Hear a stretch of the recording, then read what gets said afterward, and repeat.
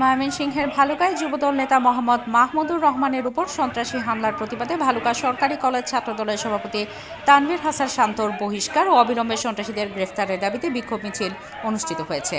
বৃহস্পতিবার দুপুরে উপজেলা যুবদলের ব্যানারে ময়মনসিংহ দক্ষিণ জেলা যুবদলের সহ সাধারণ সম্পাদক আব্দুর রউফ রুদ্রর নেতৃত্বে উপজেলা যুবদল নেতা মাজাহার, শাহিন, সাইদুল, সমর পাঠান, রিপন তালুকদার, এডওয়ার্ড সহ অন্যান্য নেতাকর্মী নিয়ে ভালুকা পৌর এলাকার ঢাকা ময়মনসিংহ মহাসড়ক প্রদক্ষিণের মাধ্যমে বিক্ষোভ মিছিলটি অনুষ্ঠিত হয়। এ সময় যুবদলের নেতৃবৃন্দ বলেন, ভালুকা সরকারি কলেজ ছাত্রদলের সভাপতি তানভীর হাসান শান্ত সম্প্রতি উপজেলা যুবদল নেতা মাহমুদের কাছে মোটা অঙ্কের চাঁদা দাবি করে।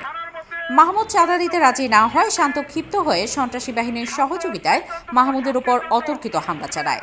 এতে গুরুতর আহত হয় মাহমুদুর রহমান। প্রাথমিক চিকিৎসা নিয়ে এই ঘটনায় মাহমুদুর রহমান বাদী হয়ে ভালুকা মডেল থানায় একটি লিখিত অভিযোগ দায়ের করেছেন।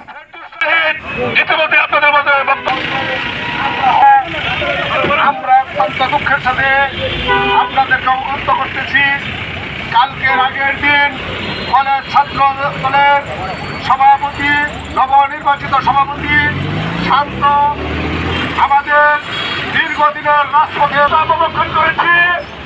সাংবাদিকদের মাধ্যমে আমরা সিনিয়র নেতৃবৃন্দের কাছে বাংলাদেশ জাতীয়তাবাদী যুব দলের সূর্য সৈনিক মাহমুদের উপর সন্ত্রাসী হামলার প্রতিবাদে আজকে এই বিক্ষোভ সমাবেশের সম্মানিত নেতৃবৃন্দ এবং উপস্থিত সাংবাদিকবৃন্দ, আমরা আপনাদের কাছে দাবি রাখতে চাই, সন্ত্রাসী শান্ত কিভাবে ভালুকার সরকারি ডিগ্রি কলেজের নেতা হয়ে। হৃদয় আহমেদের তথ্যচিত্রে সামিয়া সুলতানা, চ্যানেল 21, ভালুকা, ময়মনসিংহ।